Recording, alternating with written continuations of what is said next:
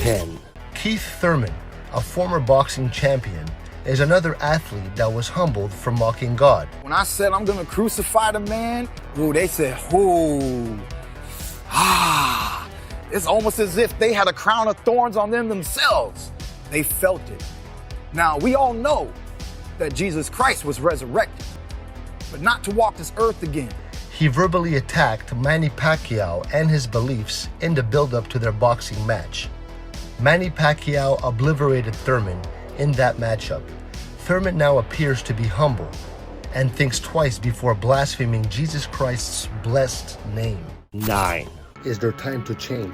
You know what? Yes, there is time to change the road you're on. Just change your thinking. Where are you getting your information from? If it's a wrong source, change your source. What did Joshua say? And if it seem evil unto you to serve the Lord, choose you this day whom you will serve. Whether the gods which your fathers served, which were on the other side of the flood, or the gods of the Amorites in whose land ye dwell. But as for me and my house, we will serve the Lord. There's a decision to make. 8. How to light up your path. Thy word is a lamp unto my feet and a light unto my path. Thy word, God's word, is a lamp unto my feet. Now look at this. This is his word. I hide it in my heart like we just finished reading in verse 11. Thy word have I hid in my heart that I might not sin against thee. So because I have this becomes a flashlight in my life, on my path. If I have this book with me and my friend is right beside me, this book is guiding me, it's not guiding him. 7.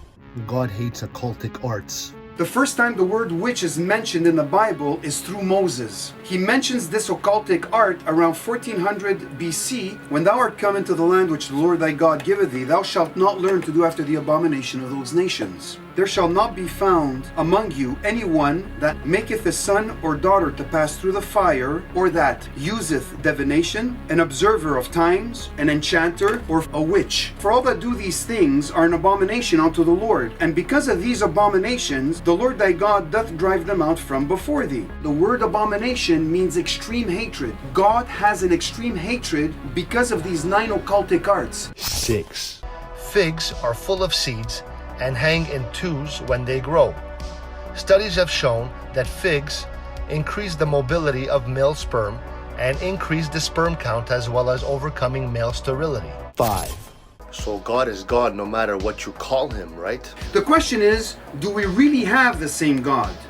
Is the God of Abraham, Isaac, and the God of Jacob the same God as Allah?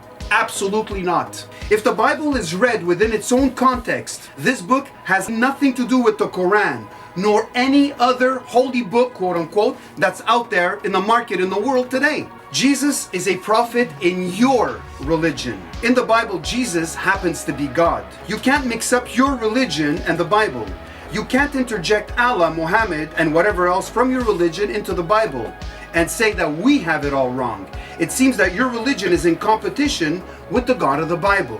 These are 2 completely different gods with 2 completely different messages. My God, the God of Abraham, the God of Isaac, and the God of Jacob, the God of Israel, had a son, capital S. Allah had no son. First difference. 4. Does God throw people in hell? Either you accept the gift of eternal life, or you're going to be facing his wrath. What does it say in John 3:36? He that hath the Son hath everlasting life, but he that does not have the Son does not have life, but the wrath of God abides on him.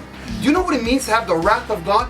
God loves you so much, he died for you. Greater love hath no man than this, that a man lay down his life for his friends. Worthless piece of humanity that you are, and he still called you his friend. All of a sudden, you've got God's wrath now. The same way he loved you is the same way he's going to hate you.